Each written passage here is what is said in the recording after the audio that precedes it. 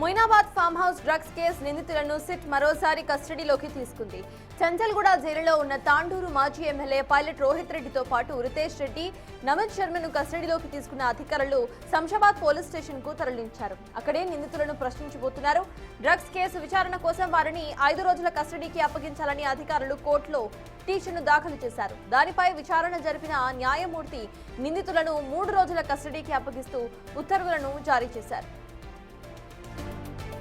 Drugs కేసులో pilot Rohit రెడ్డిని పోలీసులు కస్టడీలోకి తీసుకోవటం ఇది రెండోసారి.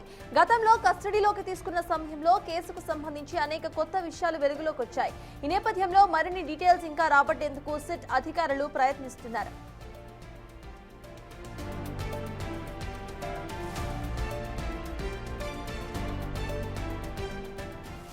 ఇక Moinabad farm house drugs case నిందితులకు సంబంధించిన పూర్తి డీటెయిల్స్ మా ప్రతినిధి సాగర్ అందించడానికి సిద్ధంగా ఉన్నారు. సాగర్, చెప్పండి, ఈ నిందితులను మరోసారి సిట్ కస్టడీలోకి తీసుకోబోతున్నట్టుగా తెలుస్తోంది. అసలు ఇక్కడ సిట్యుయేషన్ అండ్ అప్డేట్స్ ఏంటి Sagar? Taj, Moinabad farm house drugs కేసులో రెండోసారి 3 నిందితులను బీఆర్ఎస్ మాజీ ఎమ్మెల్యే పైలట్ రోహిత్ రెడ్డి, నమిత్ శర్మ ఢిల్లీ వ్యాపారి, మరోవైపు రోహిత్ రెడ్డి సోదరుడు రితేష్ రెడ్డి ముగ్గురిని కూడా చంచల్గూడ జైలు నుంచి శంషాబాద్ రూరల్ పోలీస్ స్టేషన్కి తీసుకొచ్చారు. రెండోసారి 3 రోజుల పాటు నిందితులను కస్టడీకి తీసుకున్నారు. అయితే సంచలనం సృష్టించినటువంటి ఈ కేసులో డ్రగ్స్ మూలాలకు సంబంధించినటువంటి అంశంపైన పూర్తిస్థాయి దర్యాప్తు చేయాలని సిట్టు భావిస్తుంది. అందులో భాగంగానే పైలట్ రోహిత్ రెడ్డికి డ్రగ్ పెడ్లర్లతో ఉన్నటువంటి సంబంధాలపైన కూడా లోతైన దర్యాప్తు చేస్తుంది. ఇప్పటికే మొదట 3 రోజులు విచారించినటువంటి సిట్ అధికారులు పైలట్ రోహిత్ రెడ్డికి అభిషేక్ సింగ్తో పాటుగా రాకేష్ వర్మ, మరో బాలాజీ, డాక్టర్ బాలాజీ అనేటువంటి వ్యక్తులతో సంబంధాలు ఉన్నాయి. వారి నుంచి డ్రగ్స్ కొనుగోలు చేసినట్లు కూడా డ్రగ్స్ సరఫరా చేసేటువంటి వారి నుంచి పైలట్ రోహిత్ రెడ్డి రెగ్యులర్గా సంబంధాలు మెయింటైన్ చేసేవాడు. ఆర్థికపరమైనటువంటి లావాదేవీలు కూడా జరిగినట్లు కూడా గుర్తించారు. రెగ్యులర్గా పైలట్ రోహిత్ రెడ్డి ఫామ్ హౌస్లో డ్రగ్ పార్టీలు జరిగాయి. ఆ డ్రగ్ పార్టీలో కూడా వీరు పాల్గొన్నట్లు, వీరి నుంచి కూడా డ్రగ్స్ కొనుగోలు చేసినట్లు కూడా సిట్ అధికారులు మొదట విచారించిన సందర్భంగా కొన్ని ఆధారాలు సేకరించారు. అందులో భాగంగానే ఇంకా లోతైన దర్యాప్తు చేయాల్సి ఉంది.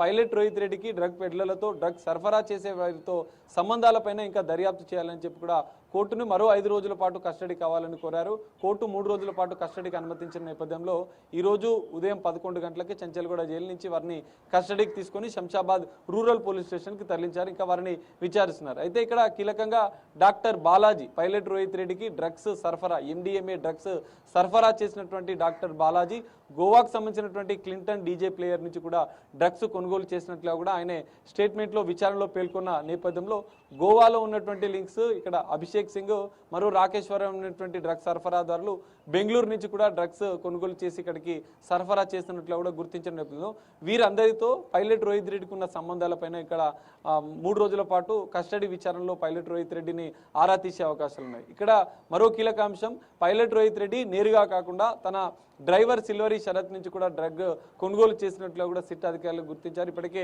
సిల్వరీ శరత్కి సంబంధించినటువంటి బ్యాంక్ లావాదేవీలను కూడా, బ్యాంక్ స్టేట్మెంట్లను కూడా పోలీసులు తీసుకున్నారు. పెద్ద ఎత్తున డ్రగ్ పెడ్లర్లు ఏదైతే అభిషేక్ సింగ్, రాకేష్ వర్మలతో పెద్ద ఎత్తున ఆర్థిక లావాదేవీలు జరిగినట్లుగా కూడా గుర్తించారు. సో డ్రగ్స్ కొనుగోలు చేసినట్లుగా కూడా ఆధారాలు సేకరించారు. ఇంకా లోతైన దర్యాప్తు చేస్తే పైలట్ రోహిత్ రెడ్డికి గతంలో డ్రగ్ పార్టీలు ఎన్ని నిర్వహించారన్న అంశంతో పాటుగా డ్రగ్ పెడ్లర్లతో పైలట్ రోహిత్ రెడ్డికి ఉన్నటువంటి సంబంధాలు కూడా బహిర్గతం అయ్యే అవకాశం ఉంది. దీనిపైనే సిట్ అధికారులు ఫోకస్ పెట్టారు. సో గతంలో దాదాపు 24 డ్రగ్ పార్టీలు పైలట్ రోహిత్ రెడ్డి మొయినాబాద్ ఫామ్ హౌస్లో జరిగినట్లుగా కూడా ఇప్పటికే కొంత వివరాలు, ఆధారాలు సిట్ అధికారులు సేకరించిన నేపథ్యంలో వారిని ఇంకా విచారిస్తే వారి యొక్క ఆర్థికపరమైనటువంటి అంశాలు, బ్యాంకు లావాదేవీలు, డ్రగ్ పెడ్లర్లతో జరిగినటువంటి ఆర్థిక లావాదేవీలపైన కూడా కొంత లోతైన దర్యాప్తు సిట్ అధికారులు చేసే అవకాశం ఉంది.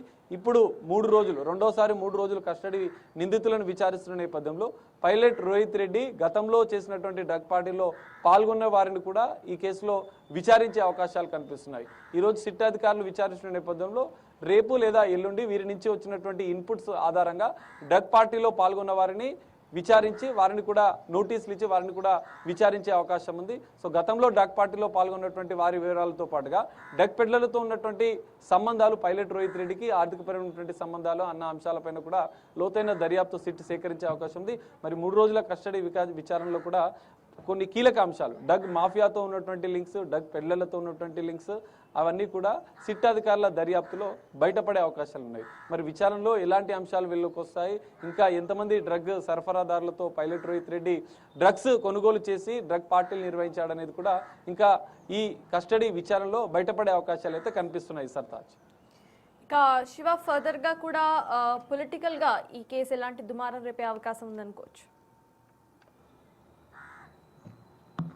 ఎస్ సార్, ఖచ్చితంగా ఇప్పటికే ఈ కేసులో ఏలూరు ఎంపీ పుట్ట మహేష్ కుమార్ యాదవ్ కూడా ఇందులో పాజిటివ్గా వచ్చాడు. డ్రగ్ పార్టీలో రెడ్ హ్యాండెడ్గా పట్టుబడ్డాడు. ఈగల్ టీం సోదాలు చేసే సందర్భంగా తనకు కూడా నోటీసులు ఇచ్చారు. అయితే పార్లమెంట్, ఎందుకంటే 2 తెలుగు రాష్ట్రాల్లో ఉన్న పొలిటికల్ లింక్స్ కూడా ఈ కేసులో బయటపడ్డాయి. ఇటు బీఆర్ఎస్ మాజీ ఎమ్మెల్యే పైలట్ రోహిత్ రెడ్డితో పాటుగా టీడీపీ ఎంపీ అయినటువంటి పుట్ట మహేష్ కుమార్ కూడా ఈ కేసులో నిందితులుగా ఉన్న నేపథ్యంలో అతన్ని మొదటిసారి కాబట్టి నోటీస్ ఇచ్చారు. పార్లమెంట్ సెషన్ ముగిసిన అనంతరం కూడా పుట్ట మహేష్కి నోటీసులు ఇచ్చి విచారించే అవకాశం ఉంది.